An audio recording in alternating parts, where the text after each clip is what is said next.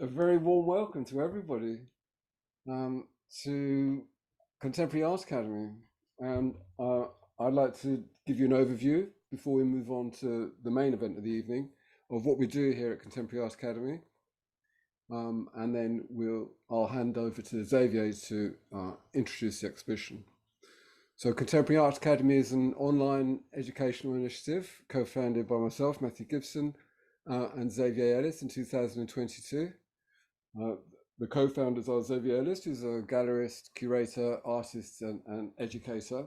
He's director of a project-based gallery, Charlie Smith London, co-founder and co-curator of a museum-scale exhibition for emerging artists, The Future Can Wait, curator of London graduate exhibition Young Gods. He's an art advisor and artist, and co-founder of Contemporary Art Academy.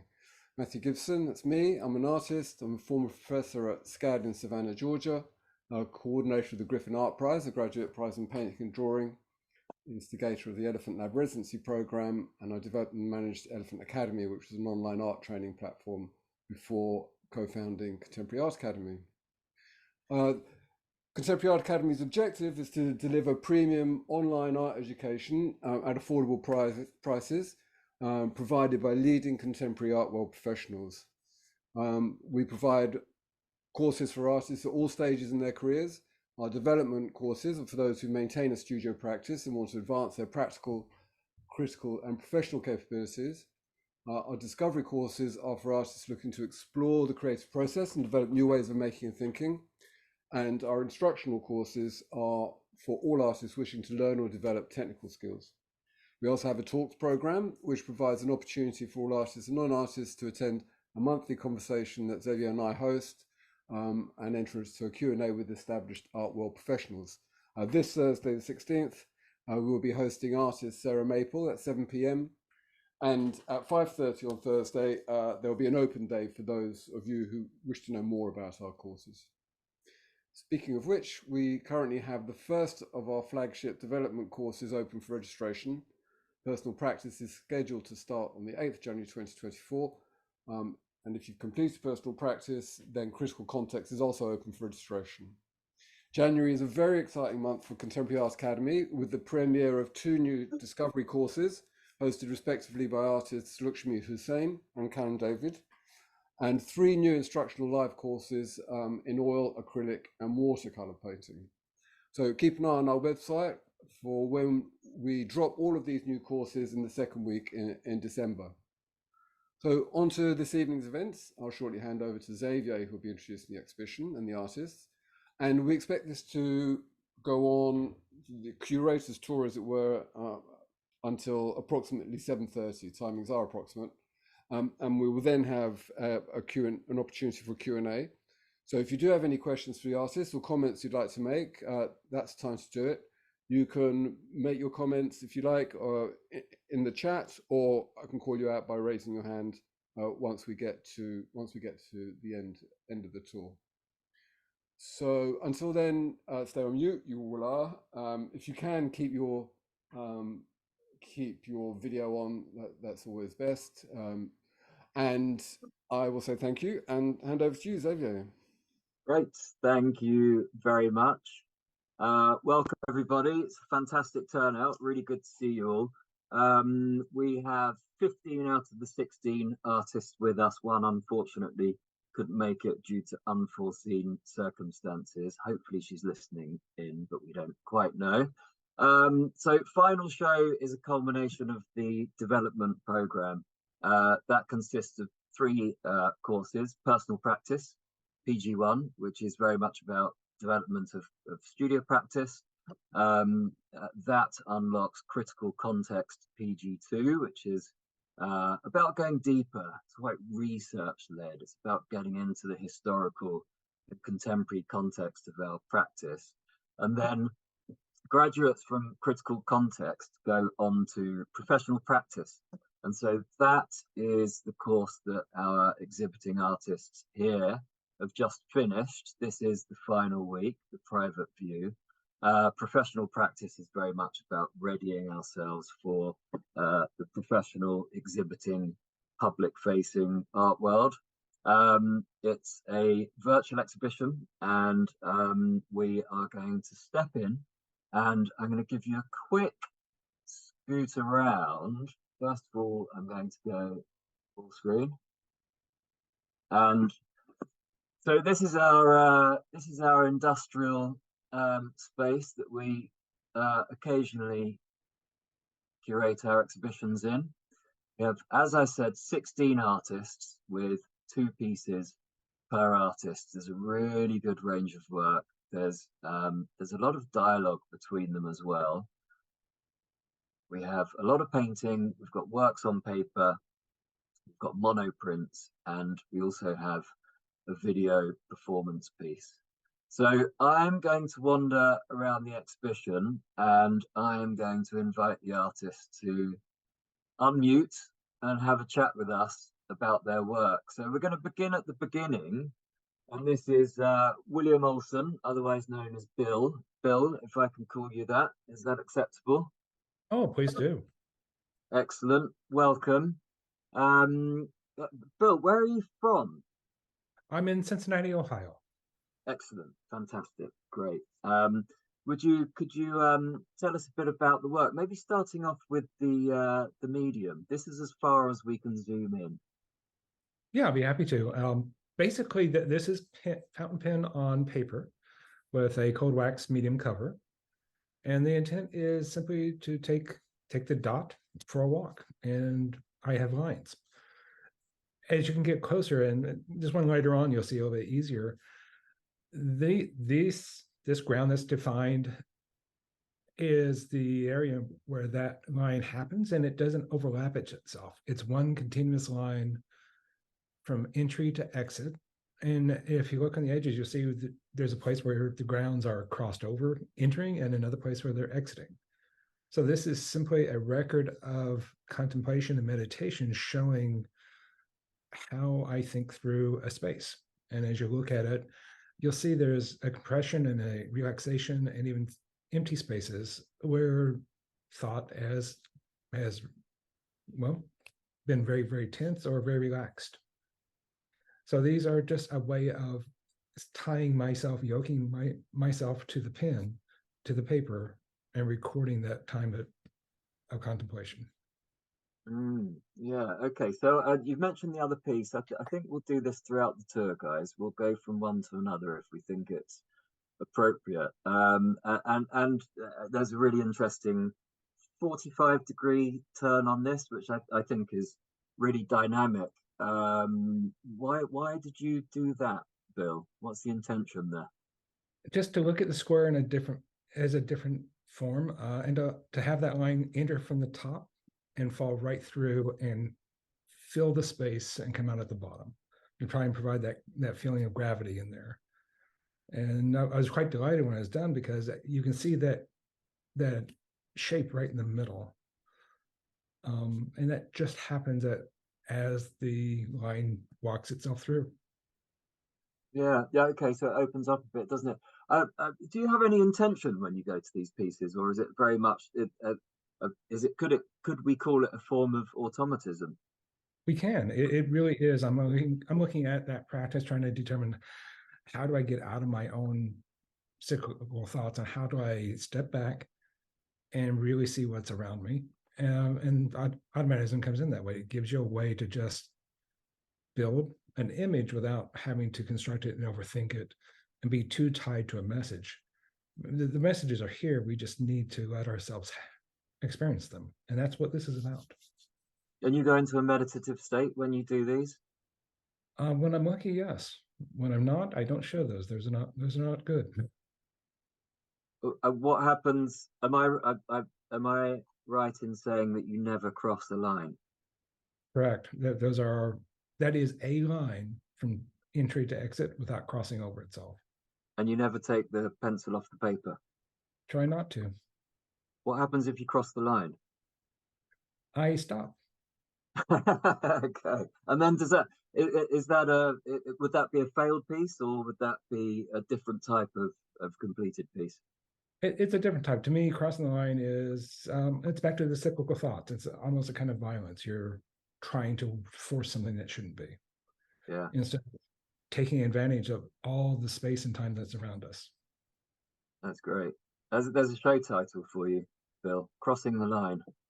I like that. I will use it. Thank you very much. That's fantastic. Thank you. So we're going to move on to Tracey now. Are you with us, Tracey? Yes, I'm here. Tracey Stakesby Lewis. Am I pronouncing the second name correct. correctly? Yeah. Okay, great. So there's a stark contrast. I mean, the work complements each other really well, but going from the sort of linear abstract to this figuration, there's a strong contrast. So would you mind, could you tell us a little bit about your practice? Yeah. So for me, it's all about the people and the faces. I've started to look at painting from the 15th and 16th centuries, and I'll use those faces in my work, but I place them into sort of a more modern setting and modern clothing. And it's that play between the present and the past. And it's such a fine line to me. There's such a fine line between the past and the present. And when I look at those portraits from the 16th and 17th and 15th centuries, to me, it's almost like they're inviting me in to step back. It's like a portal going back in time. So I'm trying to bring that in, but placing it in a modern context and having the viewer look at it and realize that there is such a fine line. We could be, are we in the past? Are we now? It could be to me, they have a very modern way about them. There's an awkwardness and anxiety that I think in our time is very relatable. And I do find that these faces that in these portraits are very intriguing, and especially when we are bombarded with the faces in magazines, contemporary magazines, movies, all the rest, where there is this obsession with perfection. And I find that these faces to me are intriguing, and I want to know more about them. Yeah, there's a really strong, I don't know if I was aware of it initially, but certainly as soon as you say that they have historical references, then that something drops. They really fall into place. Yeah. Do you reveal the sources, or would you rather that is ambiguous? Ambiguous, because it's always my own take on it, so I will change it slightly. I often flip it around. So it's, maybe if you were very familiar with certain eras in painting, you would be able to pinpoint exactly who it is.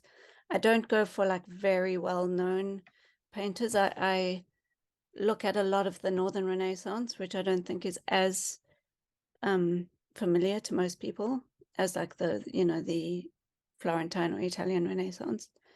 But yeah, to me they are very fascinating individuals. Yeah, I think it should be. Would you agree? The Northern Renaissance, it's an incredibly profound period. Yeah. That I feel like there's a sense of outsiderness about this. Would you agree? I do. There's an awkwardness, and it's like the viewer is looking at it, and the viewer, to me, in a way I would like to instigate or to provoke an awkwardness in the viewer. Like they're looking, but they're quite a little bit unsure about where to look, and that the subject is also gazing, and there's definitely an awkwardness and an anxiety, which I think in a way is a very modern thing, a very modern take. A lot of people experiencing social awkwardness or anxiety. So I like to play around with that and engage with the viewer to say, are you meant to be looking? Are you not meant to be looking? Like, it's kind of like being on the tube and you're never quite sure where to put your gaze. Yeah, or I might broaden that out and say it's a very human experience, that sense of isolation, anxiety. Are these initials in the top left? Yeah, they are. I've started putting in my own initials just as a signature, but doing it in sort of a medieval way medieval transcript. Okay. So I'm going to zip over. So this one over here, you see that, I love the scale as well, and you can see the contrast next to Richard's there. This one does have a more contemporary feel to me. So I would presume this is not from an art historical reference, but I might be wrong. No, you're correct. The reason that so there are two reasons. I often choose these sort of historical pieces, but then I also choose pieces that I'm intrigued by the face, purely on a aesthetic level. I like it when faces don't have symmetry, like they might have, very large nose or a very and in that there's an awkwardness in that, and there isn't this perfect symmetry that we are sort of bombarded with in in social media, in magazines, or the rest. It's like, and I find it, I do find them so much more interesting to have this face where it's not perfect, but you can look for ages, and I do find them just so much more interesting and so much more intriguing. Yeah, I understand. Yeah, character, one might say. Yeah, and I guess it's a stand against perfection, isn't it? Yeah. Or perceived perfection. Yes, perceived. Yeah. Great. Thank you very much. That's Thank great. you. Okay, so we're going to wander back over here, and we're going to step up to JC. Now, JC, I haven't actually asked you how to pronounce your surname properly. Is it Candanedo? That is correct. Okay. Would you tell us about another intriguing piece? Would you tell us about this, please? Yes. So thank you, Zavier and Matthew, for putting this exhibition together, and everyone for coming tonight to see the work. In my practice, I mainly work with mixed media, in this case, photography and textiles. And I always tell stories around identity and migration.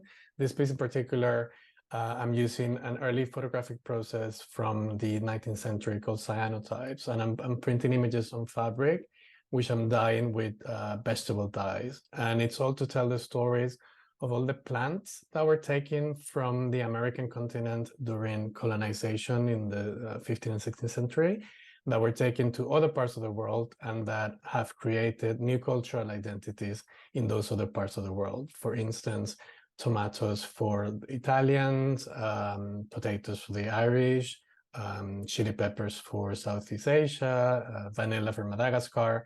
And it's a way of sort of like reclaiming the origin of those plants and the impact that they have had in all these other cultures around the world. And when I finish printing these images and dyeing the pieces of fabric, I stitch them together, sort of like to represent sails as a metaphor for the way that all these plants were extracted via the sea in those times. Yeah, or flags. There's a strong flag reference for me here. Is that the case, or that's accidental? It's accidental. Yeah, it's mainly sails. Yeah. And are the goods a cipher for the movement of goods, a cipher for the movement of people? Absolutely. I mean, it was only when I spoke to you when we were talking about the pieces that were going to be shown tonight that I realized that all the work that I'm making is very autobiographical. As an immigrant myself, coming to Europe and finding that I always have to sort of like to adapt and be assimilated into new cultures to become palatable to the local culture. I sort of like realized that this is exactly what happened to these plants. They were all assimilated into these new cuisines all over the world, and their origin has been forgotten. So there's that parallel there. Yeah. Could you just tell us a little bit about your family background, please? Yes, I was born in Panama, but I'm half Catalan, half Panamanian. Half of my family emigrated during the Franco dictatorship after World War II, and they went via Brazil. They ended up in Panama, where my mom met my dad, and then I was born. And in my early 20s, I left Panama, came to Europe, and lived in Barcelona, sort of like to look for my family roots. only to realize that I wasn't seen as someone who was local. I was always seen, you know, as Latin American, even though I spoke the language and I felt Catalan myself. And it's always that sort of like duality that I've had to live with, never feeling 100% of anything. When in Panama, I was always seen as the Europeans living in Panama. And this is basically what I explore in my work. Great, thank you. Yeah, that it's very complex. And we also have a video piece which we'll return to later. So thanks for that, JC. Thank you. I know that you've now Catrin is unavailable this evening. So JC, you and also Niall have kindly offered to talk about her work. So Niall, Absolutely. would you like to unmute as well? Yeah. So I'm going to hand over to you guys, because I know that you've done crits together. You've really got under the skin of each other's work. So thank you for offering to do this. So the floor is yours. Our pleasure. Thank you for letting us talk about Catrin's work. I connect a lot with her work, actually, and I relate a lot because Catrin tells the stories of being herself an immigrant. She's a Welsh painter living in New York, and in her work, she's trying to make sense of what it means to be someone living in the diaspora, an immigrant living in the diaspora. And what she does is that she paints memories from her upbringing back in Wales, but also she mixes them up with the experiences that her husband had growing up in New York, and she creates all these new worlds where she combines memories from old photos, locations, buildings, and in a way sort of like to create homage to all the people that were left behind and that she has lost contact with. So I strongly connect with the themes in her work. I'm not a painter myself, so I can't talk about the technicalities. So I'm going to leave Neil to talk about that. Yeah, just going back to that piece there, Zavier, was quite interesting. I was the last one there. It's called Underwater, and it's referring to when she landed in New York State, the emotional feelings she had at the time. And that's her niece, who she's close to, who accompanied her across the Atlantic. So she likes to paint over paintings, and she likes that sense of ambiguity, sort of like the mists of time, and sort of like how, as well, children can be in their own worlds as well, sort of separate, which the next piece refers to as well.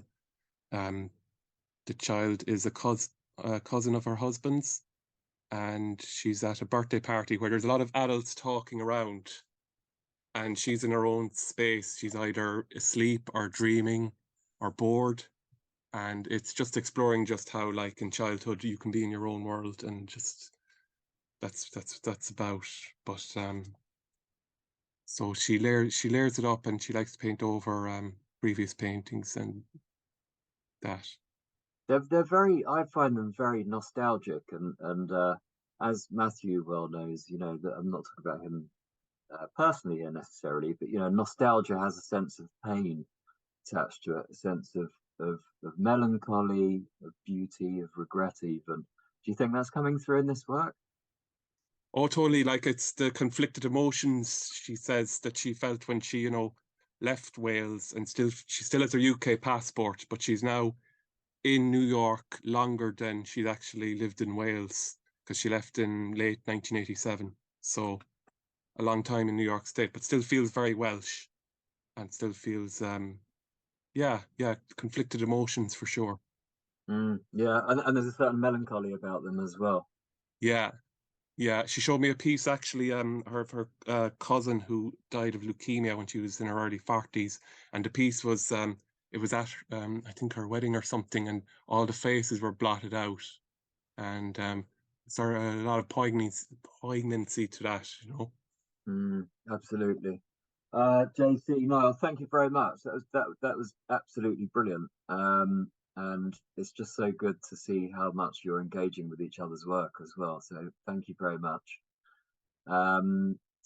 So Julie. Hi. Hi there.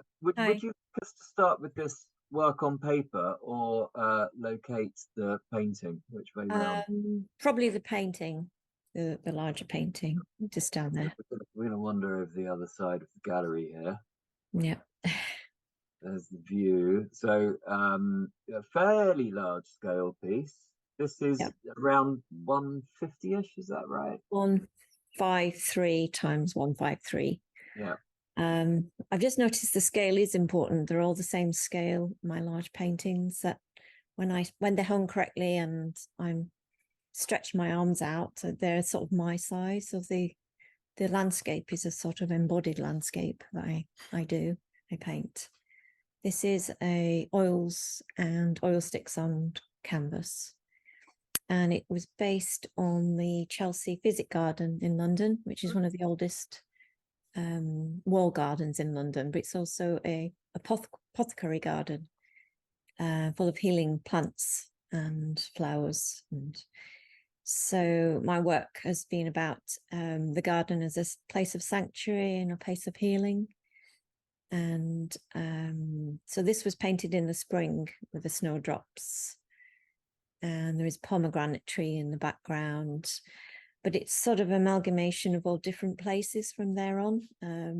Sort of becomes like a patchwork quilt of memories of places I've visited, gardens I've visited, and I use a heightened color palette to sort of create motion through the painting. So, I find it quite celebratory. I mean, you spend a lot of time in nature, I believe. Is that right? I do. I live in Cornwall. I'm a ex-florist and I'm a keen gardener, so I'm forever out there, and the plants and the flowers are my thing. But yeah, so I started a project in the summer where I documented all the different wildflowers that was growing close month by month, just to highlight really the loss of the green spaces, how important that a garden is, even a public garden, to sort of everybody. And I wanted just to highlight the beauty and the importance of that. But there are environmental concerns that come across as well. Yes, there are. I mean, some of these plants are quite rare plants. They're in danger of disappearing. Our parks and gardens are disappearing. So I just feel it's just so important to highlight that side of it. Yeah, I can see it, and because I said for me it's celebratory. There's also something wistful about it as well. Yeah, this sort of become imaginary and sort of fantastical places that I would love to inhabit. And they sort of take me on a journey over each painting. Then sort of there's usually some movement through it, sort of water flowing, or sort of try to capture that sense of movement. I work in cycles and seasons. So this is spring, I've got the summer and autumn. Try to reference that within my paintings. Are they always unpopulated as well, Julie? Yes, they are. I'm not sure why, but I've never added. I might occasionally add a hint of the sort of human sort of reference in there, sort of a chair or something. But on the whole, they are unpopulated. Yeah, I think that's probably a key component. So if we go back over. Now, this work on paper, is this a preparatory piece or a work in itself? It was a preparatory piece. It's quite a large work on paper. It's watercolors and inks, and it's just a sort of pathway through this meadow that's nearby, but that in itself is in danger of being sort of destroyed by housing and building. And I just wanted to capture that feeling of being immersed in nature in high summer. So it's very fluid, it's very free, this piece, but as tends to be the case with work on paper. Yeah. Yeah, like I say, I've been documenting over the course of the summer, month by month, the local wildflowers that are native to Cornwall. So that's sort of an ongoing project. So I do love the botanical side of it. So they are sort of current, I think that was painted in June. So I visit the site several times. I keep going back, and then I paint from memory. So yeah, from imagination and memory. Great. Yeah. That's fantastic. Thank you very much. Thank you. Thanks. Okay, we're going to back up a little bit so we can see this piece, because obviously we're going up in scale here. So this is Josh Hollingshead. Josh, are you with us? Yes, I am. Great. What's the title of this piece, Josh? It's called Hierarchy. Hierarchy. Okay, so that sounds like a pointed title. Could you tell us a bit about the painting, please? Hierarchy is a pile of people helping and hindering one another in different ways. There are some famous faces at the top, and some of the people at the bottom are getting crushed. People are surrounded by a sort of moat, making it almost like a fortress of people as well. And the purple color refers to the fact that purple has been used since the Byzantine era to suggest power. Okay, so it seems to me there's a pretty direct political statement, and it makes me think of some of the news that we've been hearing today. I've tuned into the news for the first day in about a year today. Is there a political statement here? Well, it is that the steeper the social pyramid, the more those at the bottom suffer. And the more the pyramid is flattened, the more conducive it is to a good life for those at the bottom. And you said there's some known figures at the top. Who might they be? Is that Boris at the top? It is, yes. There's the Duke of Westminster, there's Boris Johnson, there's the Queen, there's Richard Branson, Philip Green, Mark Zuckerberg, and Jim Ratcliffe. Okay, some pretty influential people up there. And what about at the bottom? Where have you sourced these people from? I combined different faces together to make the faces of those at the bottom for fear of doing unintentional voodoo on the people I would choose at the bottom. So yeah, and I'm noticing there's a sort of puppet marionette over here on the left as well. yes, so he's writing on his laptop about what's happening at further down the social scale. okay, I see. He's been dropped down to have a look, has he? Yes. Okay. And the landscape, where are we located? Or well, I was going to ask if it's relevant, but for me it has to be. It's an English landscape. Okay. Anything more specific than that? Anywhere in particular, or No, a generalized rural landscape. As the figures almost make up a fortress, they have to be in a rural setting because there are no buildings. So that artifice means that I had to have a rural backdrop. I see. Yeah. And we've got another significant painting over here. What's the title of this one, Josh? This is called Poachers.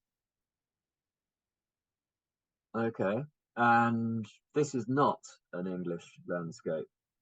No, it's a scene of a rainforest in Madagascar, which is being denuded due to poaching and due to slash and burn agriculture.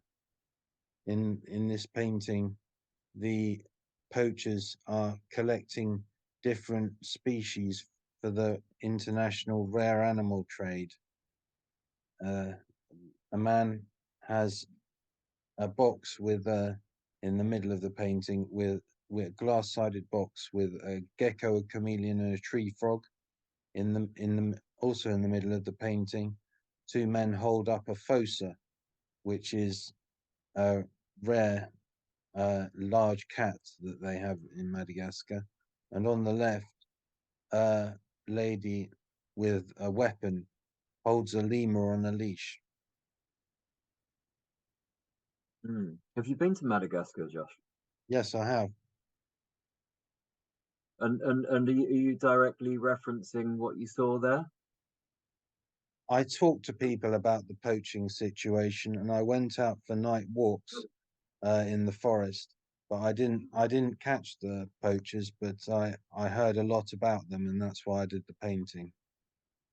The blue is quite amazing. I mean, do we have this sense of that blue in Madagascar?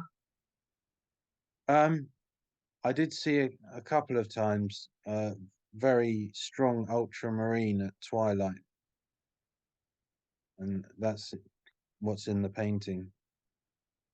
Yeah, really good use of color there. That's fantastic. Thank you, Josh. That's really, really interesting. Big statement pieces there. Okay, so we are going to turn over here. So Sheila, would you like us to start here? I feel like we probably should, but if not, we can zip to the other one. No, we can start here. That's absolutely fine, Zavier. Yeah. Thank you. Okay, so what technique is this? It's a transfer technique. So it's based on a photograph that I've taken just when I've been out on a walk. And then I print that out and transfer that onto recycled paper. So that's what gives it a bit of the texture. And you leave the transfer to set for about 12 hours.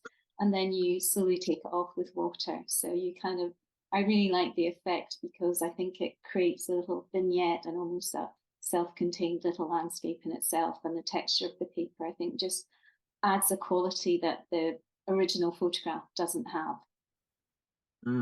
Does. And you said when you're walking, so where are you based and where are you walking? Yeah, so I'm based in Glasgow. I live in the north of the city. So I live very close to the Forth and Clyde Canal, which is going through a major regeneration project. They have created a new wildlife corridor. And there's a lot of building work going on because they've built a major pedestrian and cycle bridge that's connecting 3 communities that were divided by the canal.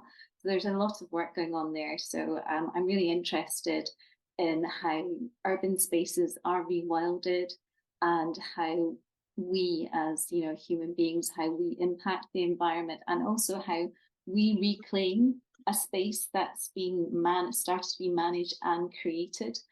So there's quite a lot of contradictions going on there, and I just really find it interesting trying to create these narratives and get people to think about place, where places are, what it means, and who inhabits different parts of these places as well. And are you walking with intention, or are you walking to? Is it more psychogeographical? Are you walking to discover? Are you on a derive? Sometimes I wouldn't say that I am as serious as I'm not a proper psychogeographer, but I do kind of like using that as a theoretical lens for my work, and also thinking about it from a feminist perspective, because obviously traditionally the flaneur was a man, and it's different. Men can still in this day and age can walk around in an urban environment at different times and in different ways than women can. So I use that, as I say, sort of a theoretical lens. I don't really walk with intent. Sometimes I just walk just to escape and just see where I end up, if you like. Yeah. And I mean, Josh's work is pretty deeply political. I can't help feeling that way when I see Union Jack these days. Yeah, So can you tell me a bit about the selection of the image? Yeah, so this image really caught my eye because I don't know if you zoom out a little bit so people can see. So on the left-hand side of the image, there are some Union Jacks, but this is actually I suppose a memorial to a teenager that has who has died. I'm not really sure how he died. I didn't find that out. But what's really interesting is further along the image is that there are Celtic strips there as well. So for those of you not familiar with football in Glasgow, Rangers is traditionally a unionist team, and the fans do use Union Jacks quite a lot, whereas Celtic is more associated with Ireland. But it's very unusual to see them both together in such close proximity. So I thought that actually was quite a beautiful image, because where this is taken, it's where they've built the new bridge. So I felt that this was, you know, a sense of communities connecting across divides on a part of the landscape that where a new bridge has been built to join communities as well. So again, I like to, you know, just again, I suppose, show these narratives and make people look a bit more deeply into the images as well. So in one way, people could just see that as vandalism and destruction and wanton destruction, you know, because there's a lot of graffiti on the ground there. But actually, I think there's much more to that in terms of people coming together to, you know, in their grief, to leave a mark for someone who was obviously very special in their lives. Absolutely, yeah. So there's a lot of literal and metaphorical readings on there. Really interesting technique as well. Yeah. But over here we have a painting. Yeah. So yes, this is a painting. So this is in another part of the canal corridor called Hamilton Hill, and this is one of the more, sort of, I suppose, rewilded spaces. And it was just one day it was snowing, and we had a couple of days snow earlier in the winter, and I just thought it was rather beautiful. They planted lots of trees there, but actually this area was very diverse, had a lot of trees growing there. It was kind of abandoned for years, so there was, you know, the wildlife there was really interesting. But I just really liked the kind of the colours and the way that the older trees and the new trees in the paths were kind of sitting. And kind of just looking at the colours and the shapes. So it's as much about the colour and the shapes that shadows were making as the landscape as well. But I also find, you know, quite a beauty in these kind of urban landscapes as well. The canal tends to be a bit of a forgotten place in terms of kind of more Glasgow art in general. There's the River Clyde seems to dominate. You know, shipbuilding is bigger and, you know, bigger and noisier than things that happen in a canal. So I just think I just find a beauty in that. And again, there's so many stories there, so many layers of hidden history that are starting to be uncovered, or I'm starting to uncover them in my own kind of understanding of that place as well. Great, thank you very much. Yeah. Right, we're going to wander back over here.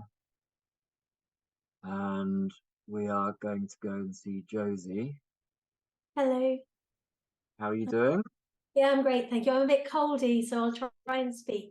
I'll do my best. Okay, I'm sure you'll be fine. So we have a pretty large scale piece here, especially for a very fine portrait, and then over here a much smaller intimate painting. So let's start here, Josie. Yeah, let's. Yeah, so in the same way that Julie was saying that how arm span is 153, mine is 135. So this is as big as I can pick up. And I quite like that bodily reference, don't you? That it's the capacity of me. So it's a painting of Penelope Cruz as her character in Beauvais. She's called Raymunda. And the film is a sort of a story about working class women. And in this moment, she's thinking about her dead mother. So in fact, she smells her dead mother's perfume at this moment. So my work is all about sort of iconic female characters. And for me, it's obviously I choose the moments in films that I connect with, that resonate with me. But I think as a viewer, I want the viewer to connect with them as well. So that can be either on on the sort of the level of it being a painting or a portrait, namely, or but if they know the character or if they know the moment that I've painted, I do think there's a deeper connection. And so I see a really strong relationship between, or a correlation between painting and film, in that they're both depicting fictional space. So, and that they both stand in for reality. I just love this. So my work's all about the gaze. And so I want us to look at her and connect with her, but I also want my paintings to connect with each other. So I tend to paint in series where they are looking at each other, or at least interacting in some way. And then as viewers, we walk into the space and we can kind of be part of that dynamic or sort of break the line of the gaze. So I'm interested in that very much. So all my work starts with... Sorry, Josie, I was just going to say it's luminescent. So is that in reference to film? And there's a strong sense of light here that seems to me it's an important part of the painting. Exactly. So I'm actually trying to emulate the cinema screen. So I painted in very fine layers of oil paint, but on very nice quality canvas that will take lots of layers, but still remain very thin. So I use a lot of solvent and I wait for them to dry completely. And then this builds up an effect of luminosity. Yeah. And I am actually trying to emulate the cinema or the television screen. And also I choose the colors as well. So this has a very pale green background of skin color, I mean. And so the idea with this is that in the sort of old masters days, they would paint green underneath and then real colors on top to add the green would add luminosity.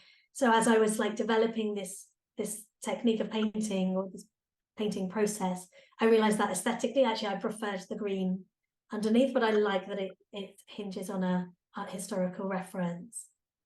So, and this painting is especially special for me because I started it in London. So I live in Valencia, and for a long time I lived in the two cities really well. I had my studio in London, in Dalston, and then I have my studio here.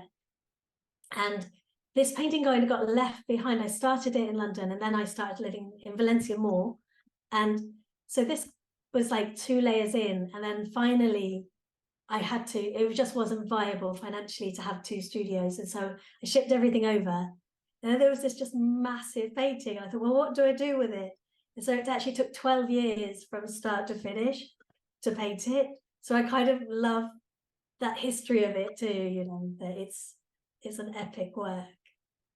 That is epic. Surely that's not for sale then. Well, it is because it's actually really annoying in the studio because it's massive. I can paint another one. Okay, so and here we go. Here, you know, much smaller scale here, but yes. You know, still that incredible finish. Thank you. Yes, and so she has this sort of like glow to her, and this is Dorothy Valens, which is Isabella Rossellini's character in Blue Velvet. And it's all quite sort of autobiographical, the source material, because it's the films I've watched and loved. So and I just think she's just an extraordinary character. And I've started doing much smaller paintings, a bit in response to Brexit, where I've had shipping issues. So I've been making these tiny gem-like works, much more intimate works, and they are meant to be. I will finally do like a massive amount of them and hang them in a beautiful grid, which is my dream. But I'm being quite slow to do it. My work's quite slow to make, but I don't mind.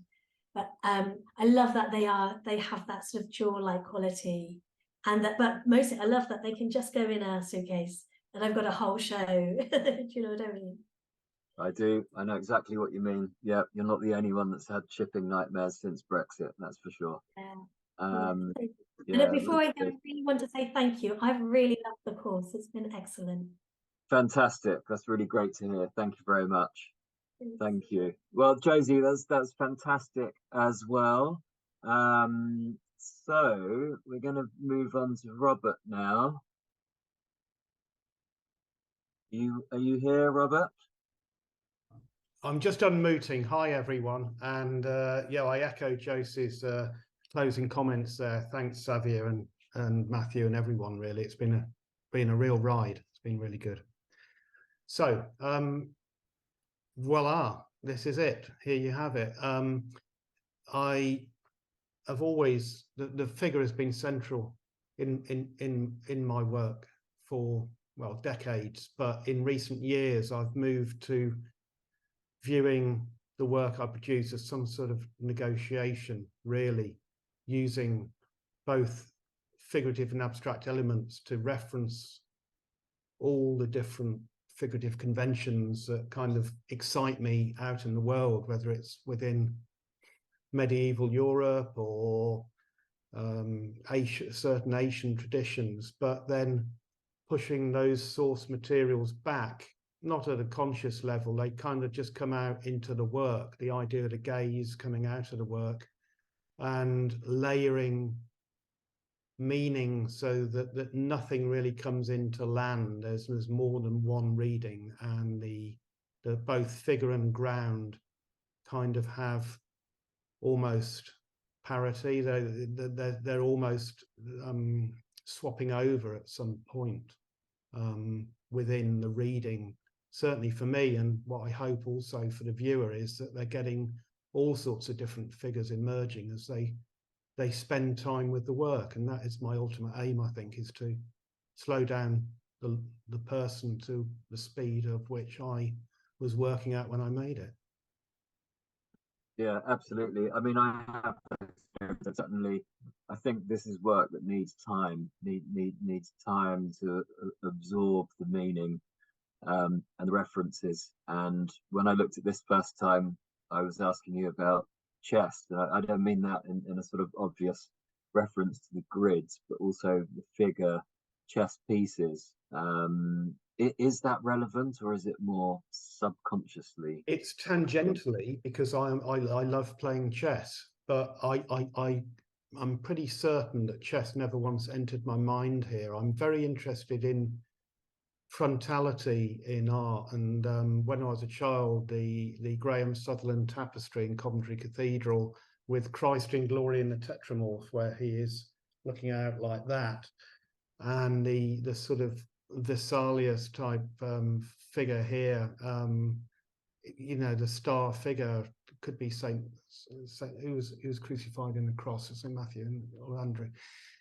And then the larger eye shapes in the figure as well. Those were the things I was thinking about, and just basically trying to get the composition and the balance of colours and tone working. Chess was what I did when I wound down afterwards. But these things come through, don't they, sometimes?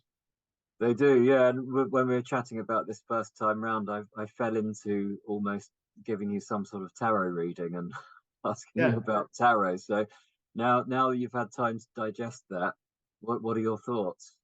Well, I've just started some new ceramics today, and when you mentioned tarot, it was something that I was heavily invested in as a teenager, and learned the Tarot de Marseille and how to read the major arcana anyway. But I'm kind of anti, it's funny, I'm fascinated by religion, I'm fascinated by the metaphysical, but I'm also deeply suspicious of it, and I'm not religious or particularly into the woo-woo side of mysticism. But I love those sort of what happens in the images in that territory. So in a nutshell, yes, I'm going to do something with this, with the tarot, but it may well be in 3 dimensions. Yeah, I think that they're psychological pieces, I think, and I think it seems to me that you're offering something up to the viewer, and then we can go wherever we want to go with it. There's a sort of, I feel like you're inviting us to interpret. I mean, there's a Rorschach element to it as well, isn't there, rather? Yeah, I must say it's not a willful obfuscation. It's not that I'm trying to trick somebody or just not come into land because I don't know what to paint. It's more about acknowledging that everything is layered now, and there can't be a single reading of things. It used to be possible that a painting had one definitive subject, you know, and we knew what the artist's intent was. But I think now there are so many different layers, and when one puts a figure down, the figure immediately adopts different personas for different people depending on what they bring to it. I think that's inevitable now. And Because do you know what's going to go into the pieces when you start? Is there a plan when you start these pieces? there was a definite plan, a very, very concise plan, and this was to do with George Eliot's hands, but they have been completely, well, they were mirrored, but the painting is not about George Eliot's hands anymore, and this horse and rider type thing emerged as I developed the painting. So I kind of let that in. I let that sort of thing happen. It starts with a very clear idea, but then I let it lead me on to, I just try and get the painting to work, but it quite often leads me to some other content that I never have invented in the first place. Yeah, and materials wise, is this oil? No, for some years, because I've had a very small studio, which is no longer the case, I've been working with acrylic and really getting to love it. I used to hate it. This is acrylic on aluminium, and the other work is acrylic on gessoed card. And I've been working particularly small. I'm looking forward to taking a little step up in the work that I do this year. But I'm never going to go large, I don't think. I used to. Never say never. Never say never. Yeah, although I used to paint very large, 6 foot by 12, but you know, those days are. I don't know. I like intimate work. I feel it somehow is more intense. Okay, thank you. I think I know who's next. So that sounds to me like an invitation to. Is it? Yes, it is. I thought so. So we are. Thank you very much, Robert. So we are going to go from the intimate to something approaching the monumental. And we touched on the esoteric there as well. And I do enjoy discovering the sort of thematic elements that different artists might share. Also, I think we've unearthed a certain amount about the landscape and ecology and the environment, and in actual fact, it wasn't intentional to place the two of you together to jump from one sense of the esoteric, even though it's my interpretation, Robert. I'm sorry about that, but I do think it's coming from the unconscious to Richard. So, Richard, are you there? I am. Yeah. Great. It's quite nice being next to Robert. I think they work quite well together. I think so. Yeah. I mean, I like the intimate. I always feel like they're objects that you want to take home, but I always want to paint massive because I want to be immersed in it, and you can't do that on a small scale. Yeah, I think there's always been a constant battle between narrative and surface, you know, especially since modernism. And I love, you know, the surface of paintings like Willem de Kooning, Frank Arbach, or wherever. But I love narrative painting, and I love it not in a way that it's easy. I love it in a way where we have to try and find out what the hell is going on in the work and find our way around it. Can we go to the other one, Zavier? Yeah, we can. I've just lined that up. That took me time to do that, but don't worry. The other one. I thought you were doing it quite expertly. There we go. So the course was great. It gave me the time to actually think about what it was I was doing, and it gave me a kind of umbrella context, and it made me think about my past. And I suppose the whole umbrella context is that I am concerned with how we perceive reality. So this is something I've been interested in since I was 11, when two very important things happened to me. The first one, I was hit by lightning and had an out-of-body experience. And the second, I was shown spaceships. Now, I like to think of these experiences as something called outside culture. If everything we know and think we understand is called inside culture. So I want to paint what it feels like to be human. And I've been thinking about this, and I suppose it's a synchronization of both the left and right hemispheres of the brain. Within my work, the left explores deep autobiographical stuff, masculinity, politics. There's loads going on in the painting that is hidden or overlapped or wherever. And the right is concerned with overlapping doorways into different realities. So this fusion kind of is a breakdown of my own existential belief systems to open up those doors of perception. So both physically in terms of how we paint and the process of painting, the physicality of it, and contextually in understanding my relationship to what is outside culture. So Zavier, I think I'm trying to paint magic, like a real-time experiment to find the truth of things, the truth of how we really see and feel in one image, but also the truth is that we actually do exist on these fine wavelengths of time or whatever, and they cross over. And this painting is a place, it's my backyard, and this is a place where I've experienced overlapping, what would you call it, dimensional stuff. In what way, Richard? That's a big statement. You have to help us understand that. So I moved in about 4 years ago, and the two central figures are me and my wife. There's lots of meanings for why they've been painted in a certain way, and there's a bigger figure at the back with flip-flops on. Now we call her the woman with flip-flops because she walks the alley, and for a while we felt nothing that this woman walked the alley. And we said she was wearing flip-flops because that was the sound. After a while, it was very consistent. Not often, but very consistent. So we, you jump over, see who it was. There's nothing there. It wasn't rats or anything. And slowly over the last 4 or 5 years, she has entered into the backyard, and now she's entered the house. And the last time we heard her was probably about a month ago, where she came through the kitchen and closed the back door and moved through the backyard. Now, I don't know what this is. We say a woman in flip-flops because of our own history of television and spirit world and stuff like that. But it could be future. It's, past, now. It's like two very close radio stations together, where you can hear both of them.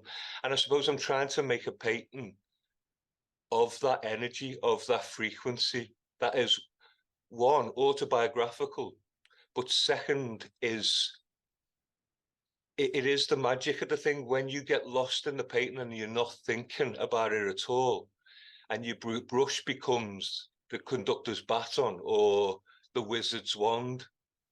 And when I say real-time experiment, is in the act, can the act of painting actually open up the, different realities?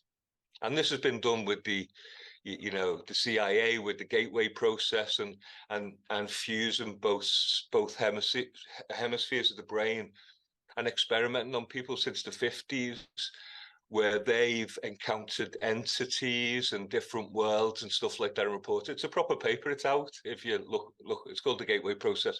And it's very interesting because it's very similar to some of the experiences that have happened to me throughout my life.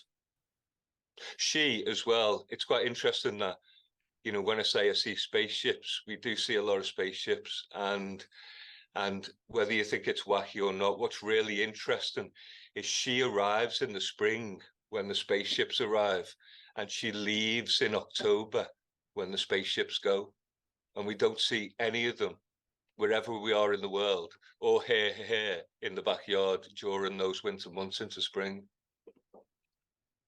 Incredible. Have you? I didn't quite catch. Have you seen her?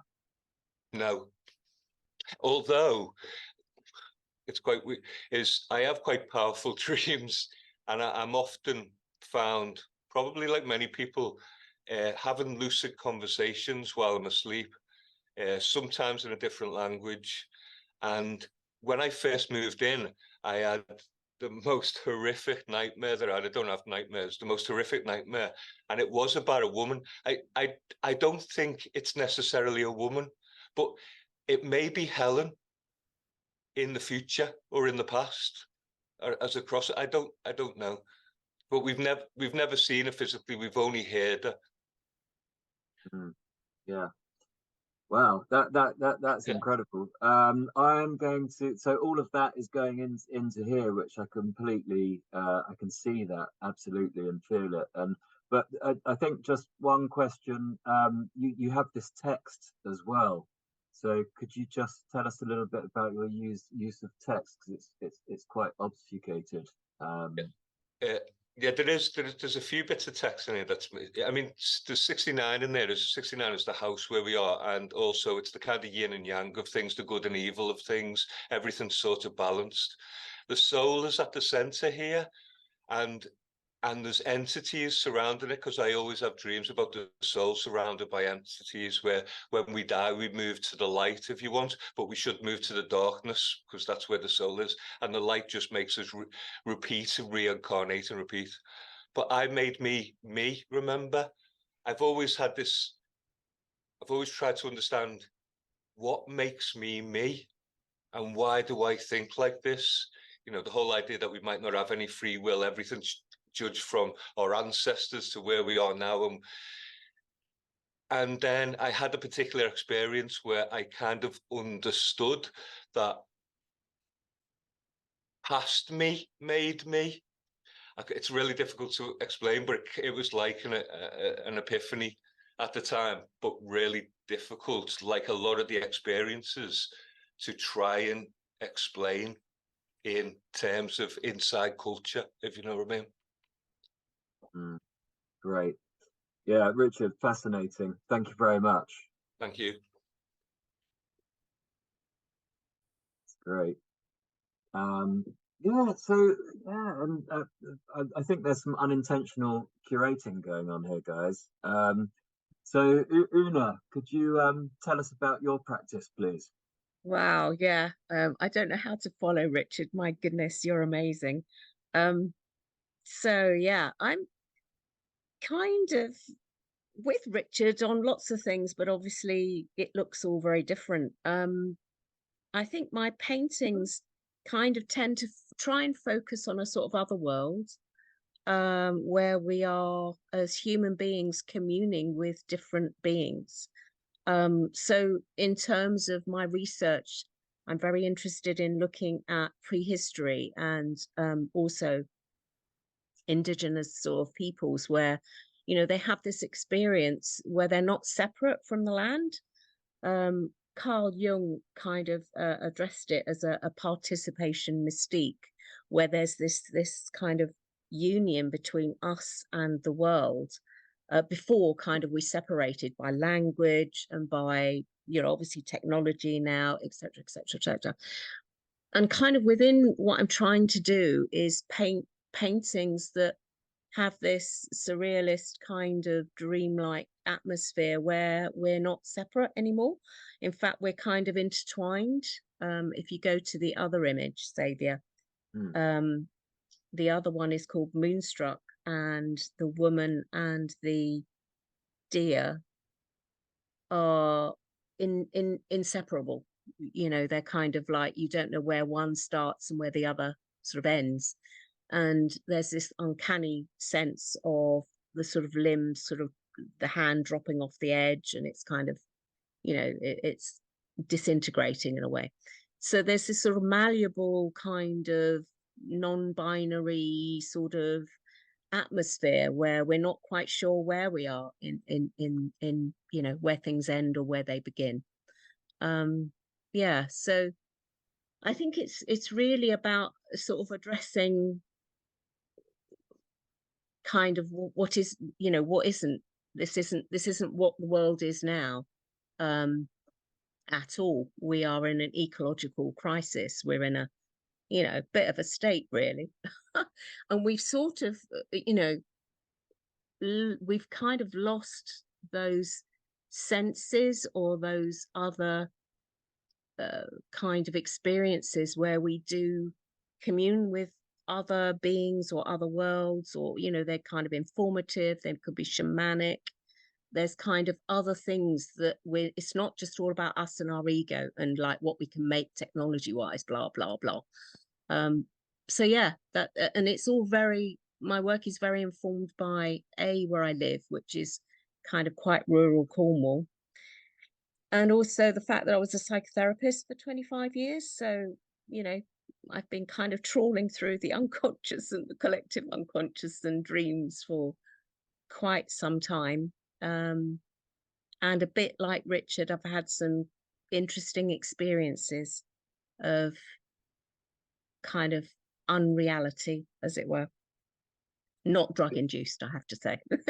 Yeah, I was going to ask, in what sort of context in your everyday life or dream or something other? Well, I suppose it's kind of entering sort of trance states, or sort of like through, you know, through ritual. Ritual is an incredibly powerful system, which obviously the Roman Catholic Church knows very, very well. You know, it's very containing, it's very transformative. You know, ritual to, as a group, as a community, to do something can really, really be very, very powerful indeed.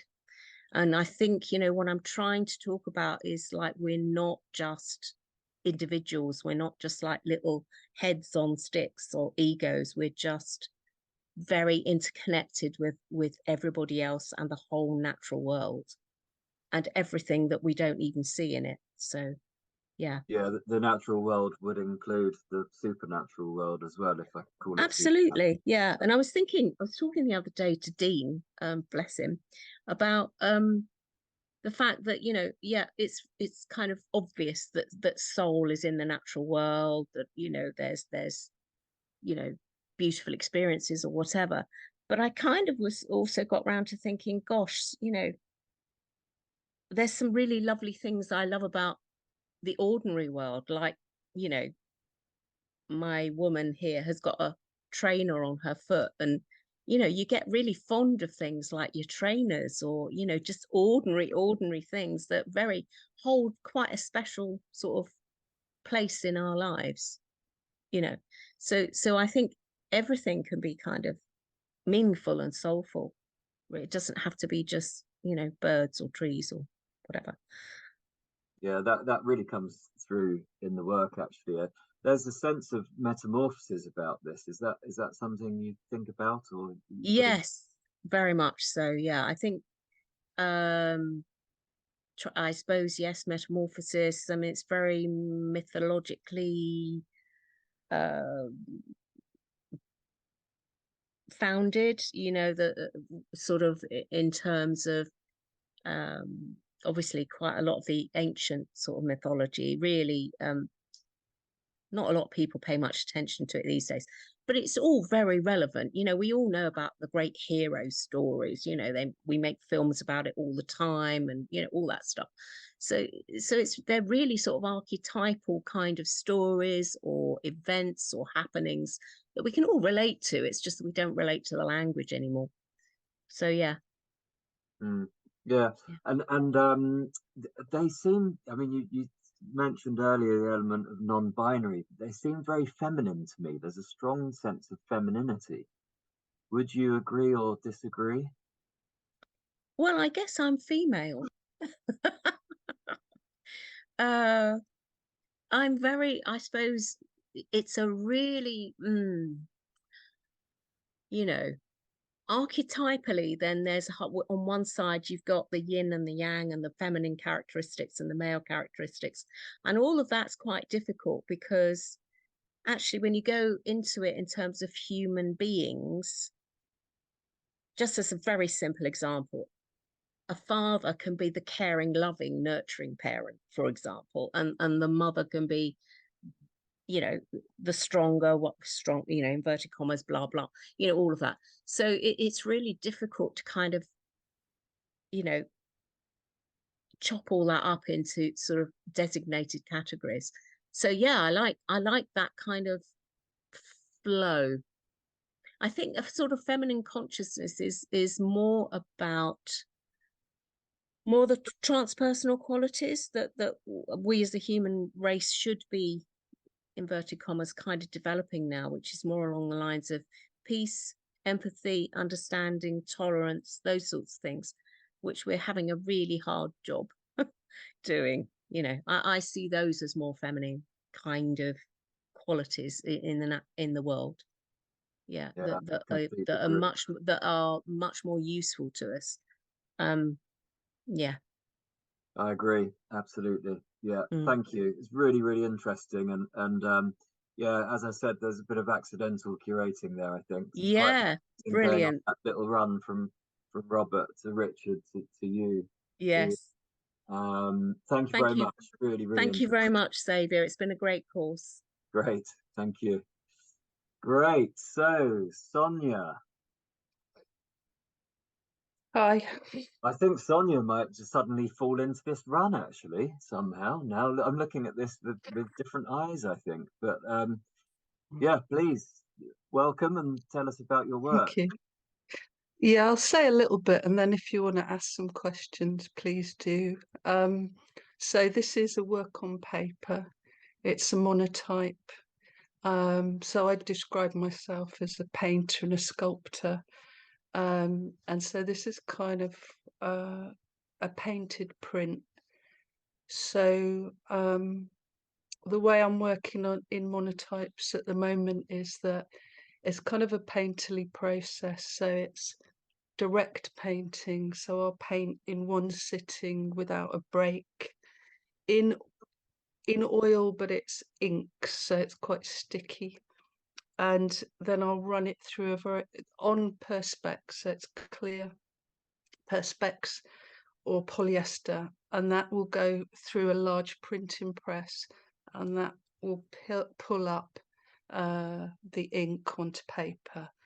And I'm particularly interested in the process because it's direct, it's dynamic, it's expressive, and it's honest. You know, I've got one shot, that's it.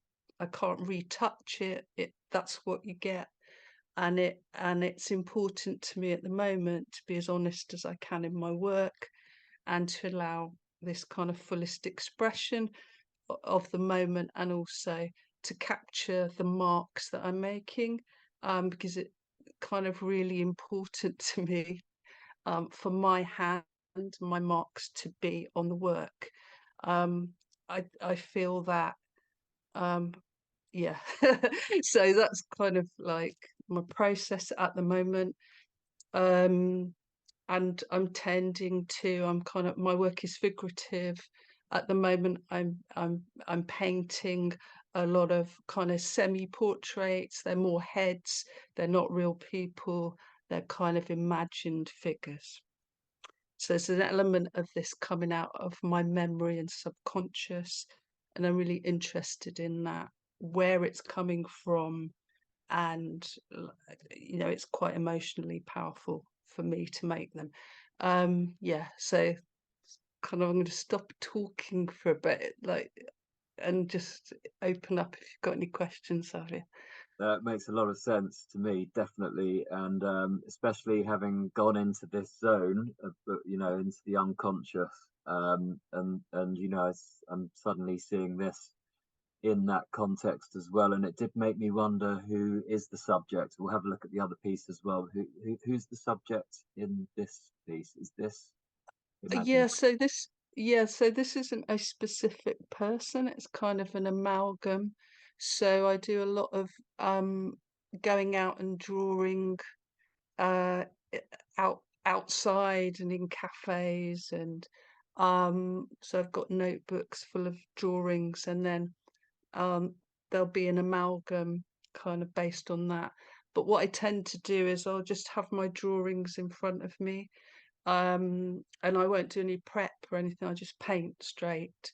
So as I'm painting, it kind of becomes a combination of drawings and some photographs that I've got in front of me. Yeah, so it isn't a specific person.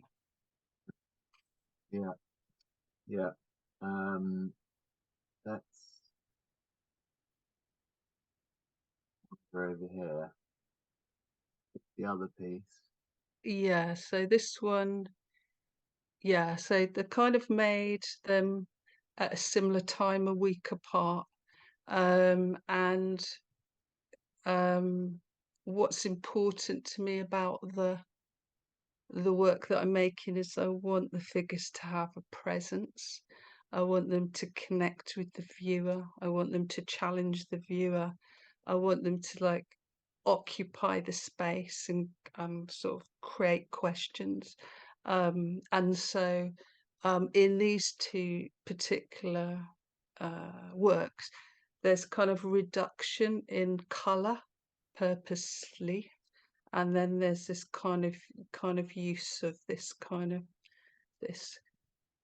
the energy is in the face, it's in the posture, it's in the eye contact, but the kind of colour has been denuded, it's kind of been reduced. And I'm very interested in the depiction of women in art, portraiture of women, and the kind of the colonisation of that female experience through representations by men in art. So I'm kind of wanting those figures to have this kind of poetic, metaphoric quality, but one that is kind of challenging the viewer to come into their space. And so that kind of reduction of colour focuses in on specific, like particularly the eyes in this one, and then the containment of the figure within this rectangle where they fill the space, and the background is, there's no background, so they're the kind of complete focus. Yeah, so these two pieces are kind of similar in that way, in that approach. What you can't see so well is because on screen there are layers of overlapping ink which give like a depth and a texture,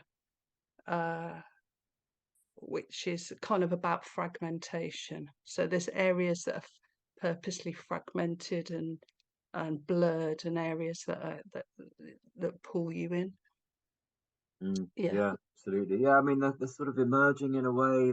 There's something quite ghostly about them. But the key, absolutely, as you've discussed, for me, is that gaze. You know, it could be considered as challenging, but this eye contact, I think, is really important. Yeah, I think that there's an ambiguity there purposefully. Yeah, which really comes through, and it's great to just sit on that line of ambiguity. Absolutely. Great, that's fantastic. Thank you very much. So I'm gonna hit this wall now. So Mary Julou. Hello. Hi. AKA Tina, but were we going Marie or? Yeah, well, I was going to explain. Yeah, I make my real name is Tina McCallan, but I make work under a pseudonym of Marie Julou. I find it quite interesting to create under a sort of fictional artistic identity. It helps me kind of separate my different practices. So these paintings are all about texture in opposition to, it's quite interesting what Richard said.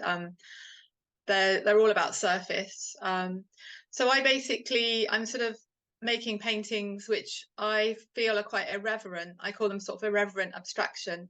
And I'm sort of responding subversively to 20th century abstract painting. I'm trying to look at abstract painting, specifically the abstract expressionist, through a feminist lens.